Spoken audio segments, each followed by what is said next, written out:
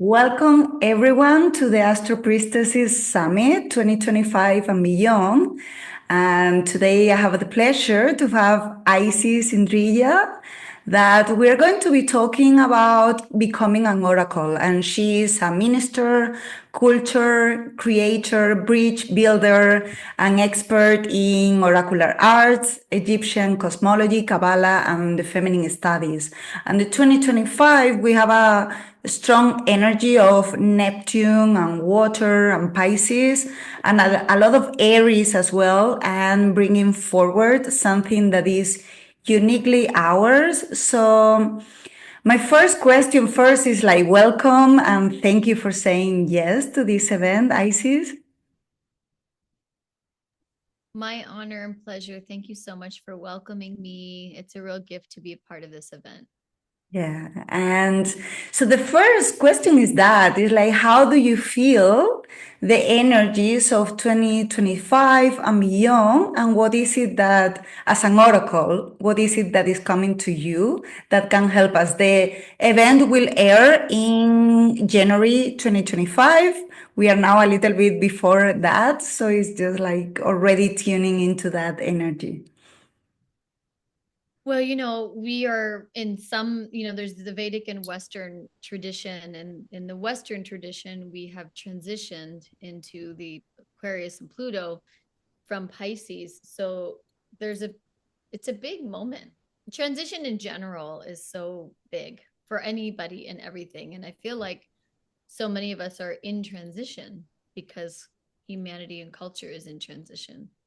So, from Pisces to Aquarius, for those that like the Western tradition, there's a big shift from like a more philosophical, like surrendering into the grand ocean of the cosmos into like, okay, what is the future that we're building with our thoughts, our minds, our hearts, our bodies, our spirits? Like, how are we attuning to a future that we stand for, that we believe in, that we care about, that is on behalf of all life? I feel like a lot of us that are in service oriented transformational arts that care about the future of humanity are thinking about these things. And in the oracular tradition, orar means to see, and oftentimes to speak is a big part of it. And the prophetess, the prophet, the priestess, the priestesses, the priests, the lineage of those that are in communion with a sacred way of life on behalf of listening and tuning into the living life force of the natural world and the cosmos. This is our nature. This is who we are. And a lot of the ancient Egyptian tradition, particularly Rosemary Clark, really highlights this in a book I love, Sacred Magic of Ancient Egypt. She talks a lot about, and a lot of the other traditions I've studied in, that there is an inherent interdependent relationship between humans, the living life force of the natural world, and the cosmos. The fact that we're in an astrological conversation in humanity right now, like only in the last 10 years has this really become a part of our language in a common way, which is amazing. It shows that we're evolving and that we're attuning to what's going on planet Earth in communion with these celestial bodies in motion and these star beings and these star systems. And this would be the cosmos and the natural world. And then the cosmos. And then here in the emerald earth is the natural world, the living life force of water and earth and fire and air and all of its expressions, the flora, the fauna, the four-legged, two-legged, all of the beings here. And then us as humans collaborating and co-shaping. And part of the work in oracular tradition, which is actually natural to all of us, actually, it's part of who we are, is turning on our interior intelligences and our faculties, just turning everything on the inside to be able to listen, pay attention, attune, and commune and converse and collaborate and co-shape with the life force of the natural world and the cosmos, that we're inherently interdependent and we're actually always co-shaping, but where are we? And, there's this whole idea too, that part of our jobs as humans is to maintain the bonds between all of these relationships. And so in this future timeline, very Aquarian to talk about the future, commune with the future. We have so many options on the table, And so much of the future that we call forward is connected to our habits, our priorities, our choices, our beliefs, so, or even more our communion, and then the destinies that we call forward in that way. So in my continued, always study of being a vehicle for the oracle, this is the timeline where we have a big responsibility to pay attention to what we think about, what we attract, what we allow to influence us, how we're influencing, how we're creating and co-shaping every day, because that's the future that we're building with every moment of our lives. We're always moving forward. The earth and the emerald earth is moving forward in the cosmos with the celestial bodies in motion. And simultaneously, as we're moving forward and committed to the work of transformation, the divine work. I mean, in the ancient Egyptian tradition, that's why we're born. We're born here for the purpose of transformation, on behalf of all life and the liberation of all beings. And with this kind of being fully here and present to what is transforming on the inside, simultaneously, what's transforming in the exterior world, the culture, the village, the community, the globe, being present with it always here fully is so crucial to oracular work, because then we're able to really listen and pay attention and notice things. Like in our tradition, we say oracular art is the art of noticing, paying attention, and listening. It's an art form. So I could go on forever, but there's an offering to commune with our conversation here today. I love everything that you're sharing, and something that is resonating a lot is like, I also know that you have woven together many different wisdoms, like Kabbalah and the Egyptian cosmology and the oracular work that we're talking about. And I feel that is something that is very important moving forward for many of the listeners. Like, how do you weave into one body of work something that is uniquely yours? And I feel it's part of the call of 2025. And as you have done it, anything that you want to share in, like, how do you weave all these different traditions that at the end of the day, maybe they are just same thread, but it's really inspiring. So I would love you to talk about that. Well, thank you. Well, first and foremost, I want to share that, I'm in the ancestral homelands of the Nisenan. I just want to share where I am, this place called Ustama, also Nevada City. And I come from Guam. So I want to acknowledge my ancestors today, Chamorro people. And many more, we're a nice blended mix. And there's also German and North African. And I found even a little Egyptian and Colombian and Peruvian and Indonesian. And so I just want to, on behalf of my ancestors, as a dream, my ancestors, say greetings actually to your ancestors and everybody else that's a part of this. And I didn't do that yet. So I just wanted to do that in deep reverence and respect for coming together at this time. And in my deep seeking nature, ultimately I'm a seeker and a student of the cosmos and of the natural world and of life. I'm just a nerd, I love studying culture and history and origins, and this deep communion and like genuine like awe and wonder and interest, combined with feeling like the further we go back and look into our origins as it's continually unveiling, I feel like there's so many keys there that help us in building the future. Not that we're going to do the same thing, but learning lessons from the past, the rise and fall of humanity, and also learning about our divine nature, our divine human nature, divine human nature, the divine cosmos, humans in the natural world, learning our divine, remembering actually our divine human nature through these root systems and origins and I think of a lot of us as trees. Like that's partly why I love the Kabbalah so much. It talks about trees, like the tree of life. We are like a tree. We look outside in the trees and they're these standing ones with like just like our arms and our hands, these branches that outstretch towards the heavens. And then the tree has a trunk like us, a jed, a pillar, a trunk. And then the root systems of the tree, they go trees, the standing ones, they go under the earth and with the mycelial network are all connected and sending information back and forth, like our legs. We're trees. And so when we dive into root systems and origin stories as, far as we can, as deep as we can, as like magnificent in their specificity and the depth of each culture and tradition and its specificity, its cosmology, its natural teachings, its wisdom. And then we look into, and for me as a seeker, I like to look into other ones and look into this one over here, and not to like dishonor them in their uniqueness, honor them in their uniqueness 100%, because there's so much in like the language and the symbols and the land and the culture and the songs and the stories and the written form and then the oral tradition of each one that are just magnificent. And then we go deeper into one and they're like, wait, wow, that's like so similar to this one.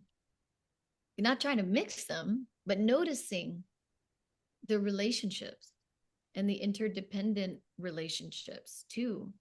Similar like trees, like this one, we have a deep relationship with a particular cedar tree outside our home. And, like the cedar in an example, there's so many different varieties.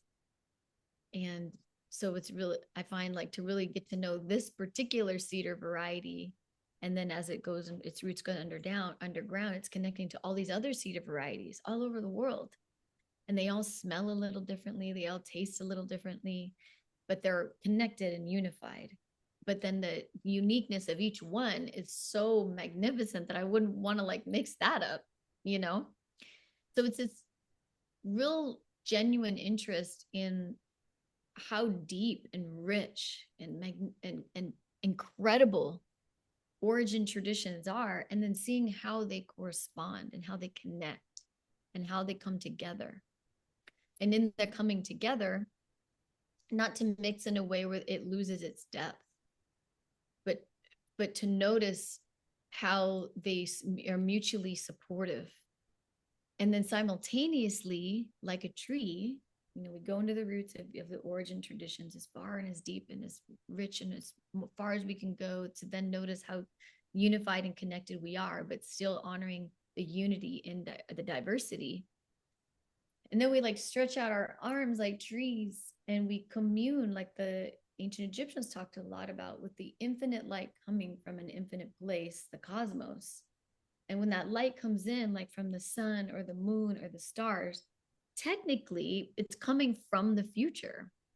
Because by the time the light reaches this location of the emerald earth, it is from the future, but from the past of where it came from.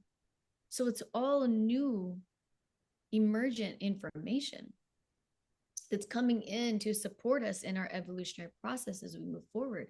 So like trees and like the tree of life and like us, we're connected to the emergent new information coming from the future, with legs that are deeply connected to our roots and our root system, the ancient origins. And then together in the heart, we bring in that ancient future to help co-shape life in reverence to life moving forward. It's a combination of the ancient and the future, the past and the what's coming, what in our becoming.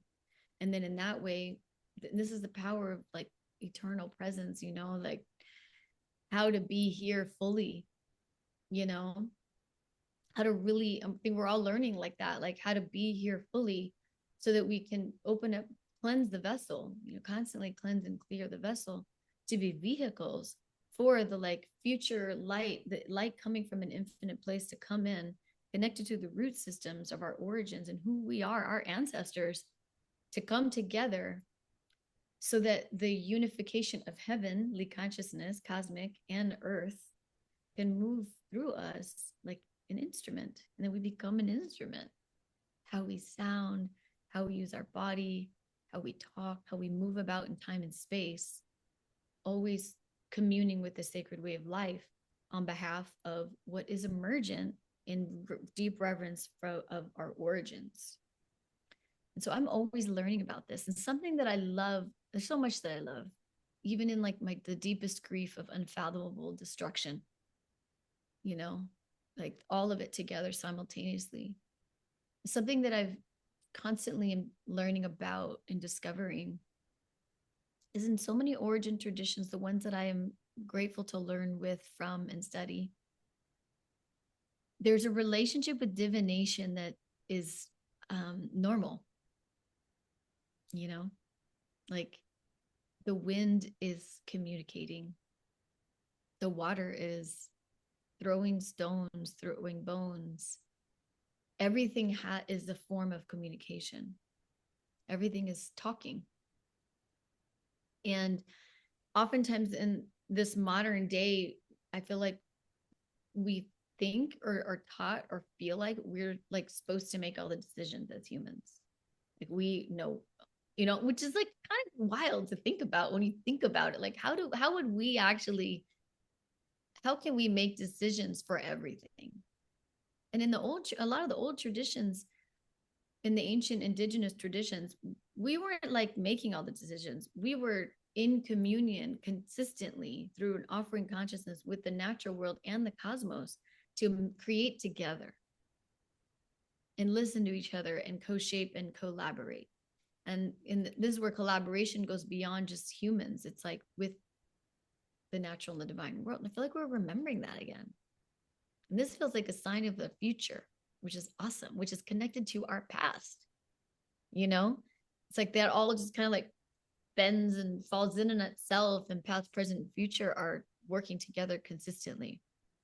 That was kind of a long-winded answer to your question, but hopefully that was useful. Yeah, I love it so much. And the images of the trees and you like opening the arms, I see it so much as like an image for all of us to connect into like that energy that is coming, that remembrance from our ancestors, but then at the same time, how we are ancestors for what is coming after us, and that opening. And because of the astrology and the movement of the planets. And I love that you mentioned previously, like the Vedic astrology and the stars and the tropical zodiac. And for the Astro-Priestesses group, we always connect both.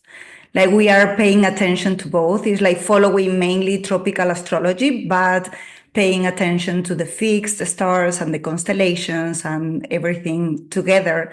And I feel that togetherness of like, we don't have to choose between this and that. We don't have to choose between this culture and that culture, and everything that has been important for us, honoring, of course, where it's coming from, as you were saying, and with that openness and like a child or something, like enjoy your lives, even when sometimes we are in that transitional period.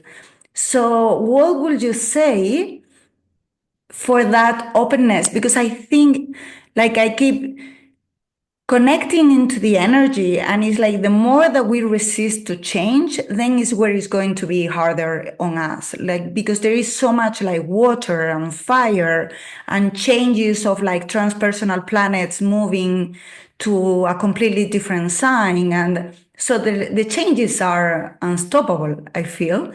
So it's like, how do we open to that connectedness, that communication in our everyday life when we feel a little bit contracted?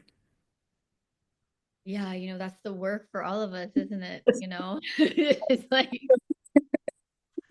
every day it's like an opportunity for us to open ourselves, you know. Something it's actually I was for I struggle with the Thanksgiving, you know, because of the history and or the story, the origins of actually what happened. But I did gather with a few friends, and one of the questions that my friend asked is, you know, what are we shedding? And so one of the things I said is, number one, I'm shedding what I think I know. I'm shedding what I even know, because this sometimes knowingness can create like a narrow, like I think I know something can create a narrow field that then makes it harder to change and transform and adapt.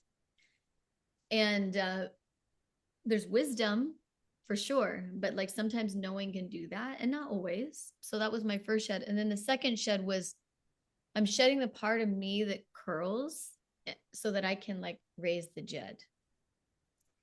And the shed to the jed, which is where the term Jedi comes from. It references our spine and the erecting of the spine. And part of it, and this is where a lot of like the tree of life teachings come in, is this inner field is our the important channel for our breath also. And the breath harmonizes the fire and the water in our body. There's a fire serpent and a water serpent. They eat in the Pingala. And the breath helps to harmonize these serpents that run through the body, 2 of the 72,000. And so in this moment of like, there's homeostasis, which is balance. And then there's allostasis, which is adaptability. And so how do we stay balanced and adaptable to the changing times? I feel like this is our work. One of the ways is fortifying our heart, our mind, our body, and our spirit on a daily basis. And the wild thing about that is that when we really think on our daily practices, we're already doing it. And so it's just bringing more awareness into what we're doing. So like one way is showering, bathing, washing the dishes, work as a purification opportunity with the holy water spirit. When I'm showering, when I'm washing the dishes, I'm also cleansing this thought that's not helpful for me from 5 minutes ago. I'm cleansing this attachment to this situation or this scenario. I'm clearing myself of ancestral dynamics that I see are playing themselves out between me and something. So then we work with the water to cleanse and purify and say, then, thank you, Holy Water Spirit. I now with you commit to A, B, C, and D. Because we're always drinking water. And, every time we commune with the water in our body, the water in the shower, the water in the sink, the water in the cup, the water in the tea, the water in the river, the water in the rain, it's Veda Asana has been proving that it's collaborative. It starts to shape, just like Masaru Emoto shape inside the body geometries that then influence how we move about in the world. So it's a ritual we're doing all the time. So that's one way to help us. Holy Water Spirit, please help me adapt today. That's one of the many rituals we're doing already. Another one on a daily basis is I'm working on is when I notice that I start to curl, I like look at why. I take a moment to look at why I'm curling. And then I do my best to remember to sit up so my breath can flow more. And by the very nature of like sitting up and rolling the shoulders back, there's a quality of like presence here that is by nature opening because the heart's open, the shoulders are back, we're present with life. Doesn't mean that we say yes to everything. Sometimes we have to have no's, of course, but we open up this field and then we're able to like be with life. Oftentimes when I go like this, I'm trying to protect something or hide from something, or which is important too. And then when I'm doing that a lot, I'm like, oh, maybe I need like a cave moment. So I'm going to go into my cave, close the field, and take care of, go inside, because that seems to be a signal of needing that. So I'm like, okay, take a moment to breathe, to like whatever is, and breathe in consciousness of harmonization. Because like the breath of life in the tree of life in the Kabbalah tradition, one of them, there's a lot of different lineages, but when I study in the breath harmonizes the fire and the water in the body, harmonizes the thoughts, harmonizes the hemispheres of the brain, harmonizes the 2 pillars of the body. So then I just focus on that to help me open and meet the challenges and or opportunities of life. And so part of it is then my perspective. How am I choosing to see this? Is this like an opportunity, even though it first off the bat feels like a challenge? Maybe there's a blessing into the skies here. And that has been a lot of my also learning, is how to meet life with blessings in disguises.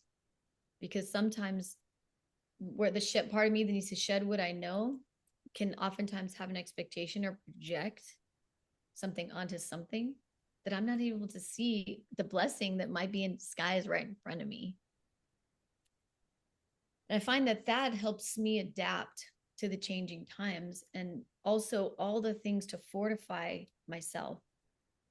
Food, all the things, food, exercise, what information I absorb, who I'm around, who are the 5 people I'm talking to the most, who are the 5 people that inspire me that I want to connect with more, who are the 5 beings that have lived this on this planet that are like guides for me as ancestors.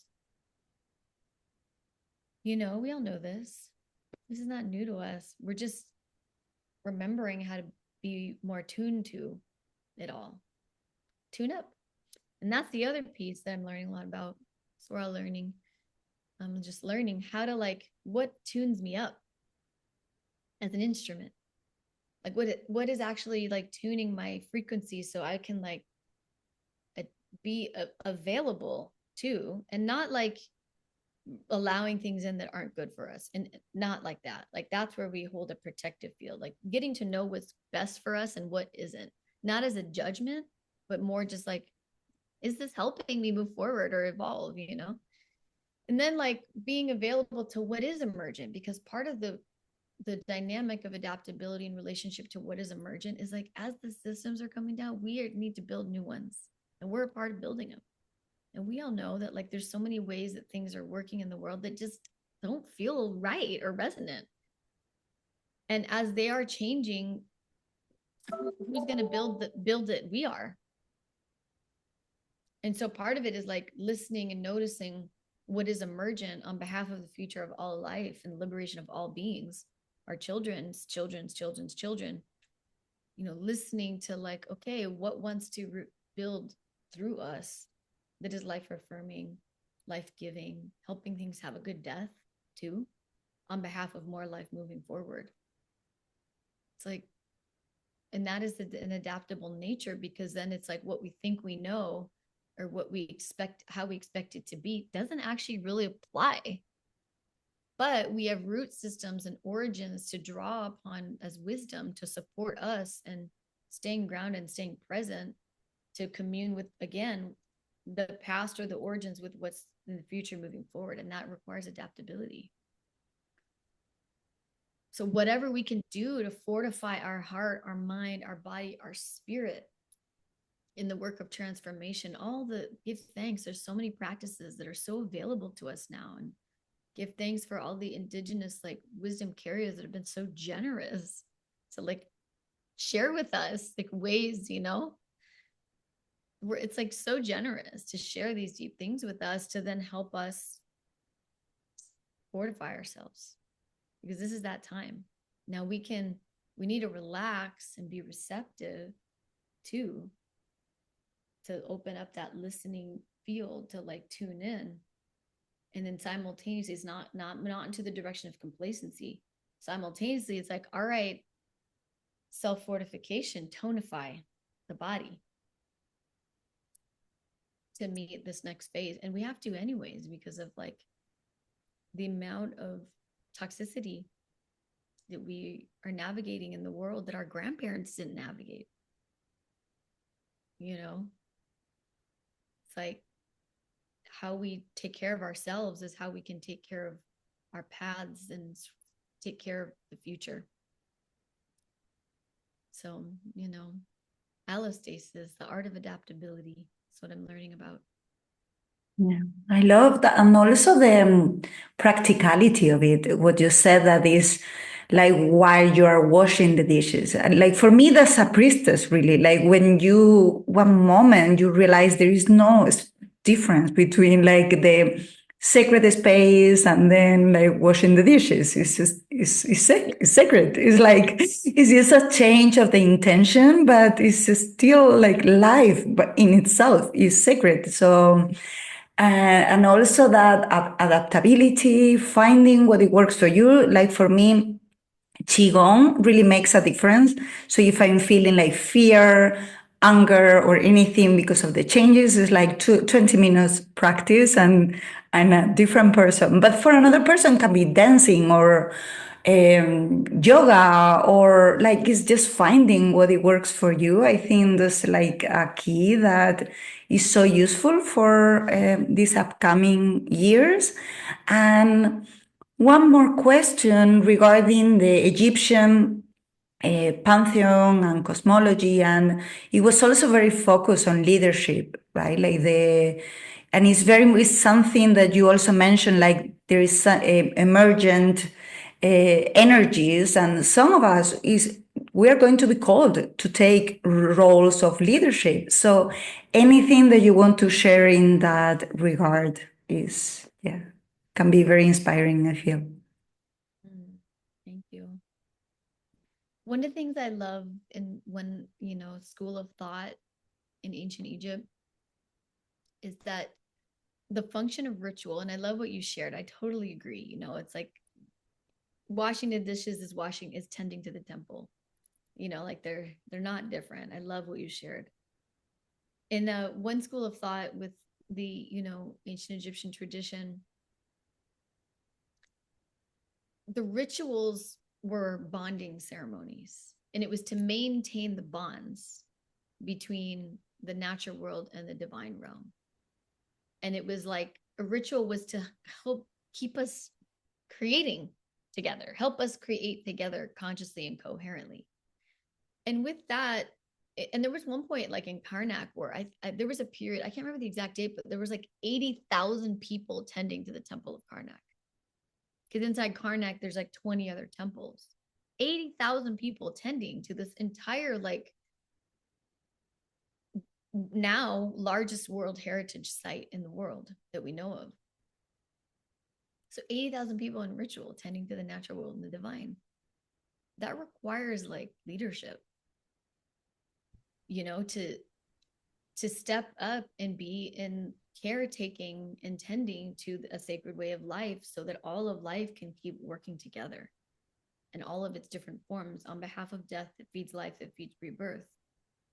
And with that, I feel like there's been this interesting like dynamic of, like leadership means this over here, most of the time you see it in relationship to like business, to be a good leader for progress at the cost of oftentimes all things living, not in all cultures and traditions, but more in the Western world, when usually like leadership means something like that. And, when my engagement in these origins traditions, leadership is like tending to the living bonds between the natural world and the divine. And then it takes villages and villages. There's this, a couple traditions where everybody in the community knows a certain part of the ritual, and they don't know every part of the whole ritual. They know the part that they're supposed to tend to. And then in that way, everybody's needed for the ritual to happen. And so everybody steps up for their part in the ritual. Then the next person steps up for their part. They're leaders for their part in the ritual. And then it's a council of leaders that are tending to the ritual together, and they need each other to strengthen the bonds between the natural and the divine realm, feed and give offerings to the living life force of creation that keeps everything moving and flowing. It becomes this field of offering and gifting. I feel like this is our nature. Everybody's a leader in something. And it's important that we help each other discover that part of ourselves. It's one of my dear friends and teacher, Orland Bishop. He says that something happens in the space between us. It's not about one individual, but everyone's there, ready. Not necessarily to tell anybody else how to do it, but to be there, ready, and to notice what happens in the space between us. Now off, and then we go to each other to like learn from each other, grow and evolve for sure on something that is very naturally happening anyways through engaging with humans. But everybody's just like, you know, the ecosystem. We're diverse. We're so different and we're so unified in our diversity. And like my particular orientation is so unique to yours, but together this conversation happens in our different leadership, you know, and I feel like this is really going to help us. And I feel like it's also there's like an inherent respect in it too, you know. In my culture and tradition, there's this cosmology around, you know, and it's called the Nafa Maulik. And one aspect of it is a way to maintain harmony between all relations, human and more than human, is rooted in respect. And respect for with each individual and their ancestors and the living life force of the natural world as like a throne, because our bodies are like a throne. You know, in the ancient Egyptian tradition, it's a throne. And so when we sit up inside of ourselves, there's a quality of leadership that is there if we think of our bodies as a throne.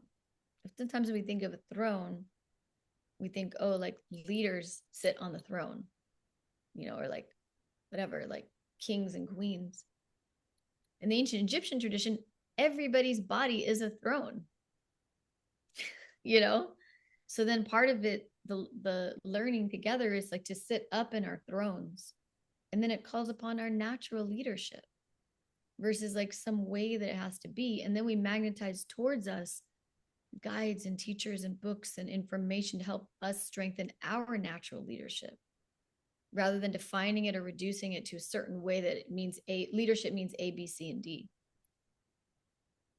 It's like the exact opposite. Because how you're going to lead is so unique to how I'm going to lead, and like force. And in that way, this is where when we come into a council of leadership too, our ancestors come online. You know, we're the dreams of our I mean, it's really trippy. Think about that. Like we're the dream of all the ancestors of our mom's line and our dad's line. They come together here right now. I'm like, whoa. You know, if I think of like sitting in a room of at least 10,000 of my ancestors, I'm going to sit up.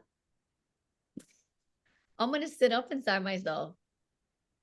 If my ancestors are like referencing me as the dream of them to follow forward, get carried forward, I'm going to be like, all right, wow, okay, here, you know, follow this to our leadership. This is that time. Now, not in a way to power over, of course. It's not like power over. I mean, like, well, where's our power come from? You know, in the ancient Egyptian tradition, we're the vehicle for the cosmic forces, the cosmic power to move through us. It's not mine. My job is to clear myself 5 minutes ago and 10,000 years ago, all day.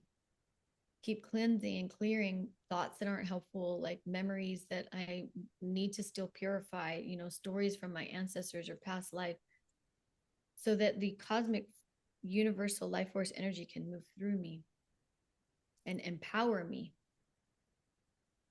you know. So then that's where the leadership energy comes from, is the cosmic energy empowers me. And then part of the leadership piece is to clear the vessel to sit up and allow it to move through with grace. Do all the healing and transformation work I can think of, magnetize towards me, be a vehicle for the healing energy to move through me.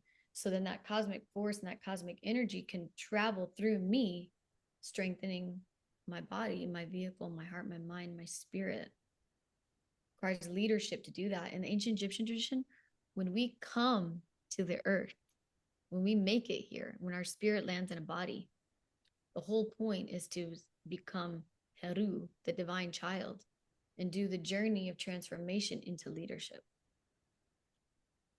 This is for all of us. This is our nature.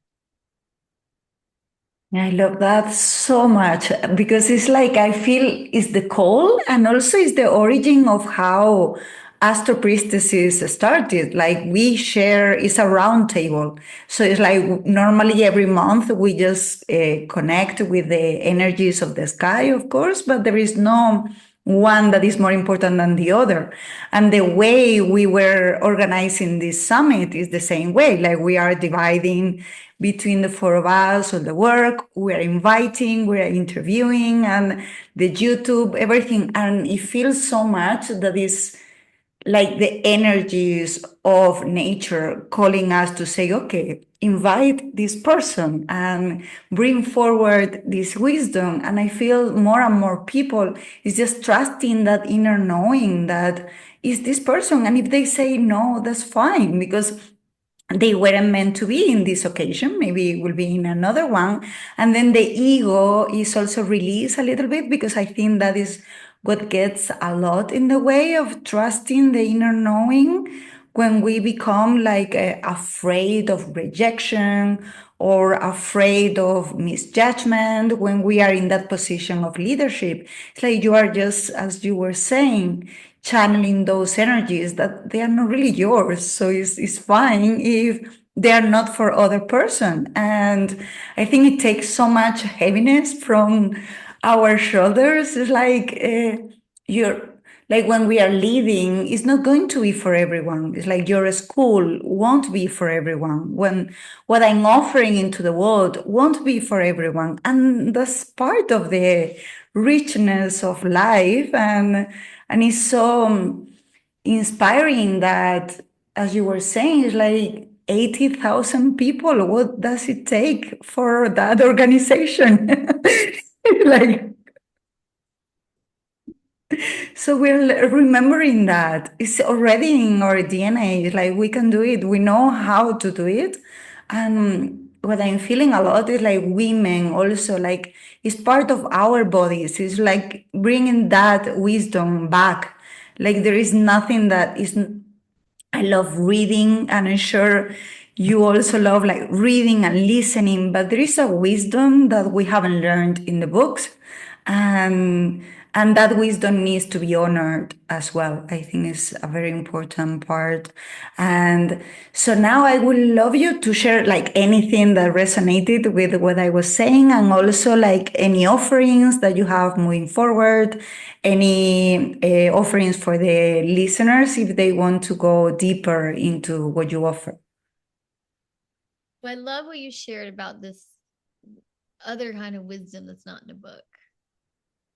And that's very much the heart of what we are talking about, our oracular nature. So I just want to echo what you shared and say thank you for that. And, I like think about the water a lot too. And just like, wow, the wisdom of the ages is in the water. Water doesn't leave, it changes form. Wow. From like solid, liquid, gas, plasma, and we're made of it. So just what you shared, it's like, wow, the wisdom of the water in the body. And then when we're washing our dishes and jumping in the lake, it's all right there every day, all the time. And a book it's not outside, it's inside. So yeah, thank you for that. I just wanted to love that up. And then in terms of, what we're doing, it takes a village, everything. And we're about to launch our next Oracle Arts Apprenticeship program, which is a birthing cycle journey. It's a commitment for sure to pass forward through the divinatory arts that we work within, ways to commune in an oracular way of life always. And a lot of different cosmological systems come in there, blueprints of creation. The first year is like, wow, it's a lot of information. And then the second year, it all starts to land because it's opening up these interior gates inside of ourselves. They say the 32 intelligences. So that's coming. But beyond that, there's so many things on the Academy of Oracle Arts.com. There's so many amazing teachers that come in. A lot of my teachers, I'm so grateful because they teach on the platform. And so I just get to be a nerd and a student consistently too, So that's a great place to check in with what we're up to. And my personal Instagram is Isis_Indria. And yeah, that's that. Yes, and Oh, is there anything that they can enter, like a link or something for a class, so they enter into? absolutely. Well, also too, we're about to announce our next Egypt, our next Kemet pilgrimage. Also, that's going to be in next November. We haven't announced that. But yeah, I mean, if you go to academyofOracleArts.com, there's lots of different courses and classes. And then my Instagram, if there's something that I'm a part of, like I'm a part of all of it, but something that I'm offering my studies wisdom to, I'll put that in my particular one too. But yeah, coming. Perfect. And so it's like, and I feel also like Egypt is calling more and more. So I hope one day I can go there in person. Like I've been connected for like 10 years, but not on the like land, and that will be an initiation that I will do soon. So I hope is one of my intentions suddenly coming up now. Do it. Yeah, so if anybody else has that intention, they can do it with you, of course, and with the academy. And it's such a We pleasure. also have a Mary Magdalene too. We have a Mary Magdalene pilgrimage coming up, led by my dear sister Oud. So yeah. But yeah, anyways, there's lots there. Yes, perfect. So the description below, you will have all the links and everything. And thank you for your wisdom, your presence and energy, and this inspiring conversation. And thank you for everyone as well for listening and being an oracle and being open for all these transmissions, that is not just us talking, right? It's the spirit talking through us. So thank you. Thank you so much for having me. What a gift and blessings to each and every one of our ancestors today. Thank you.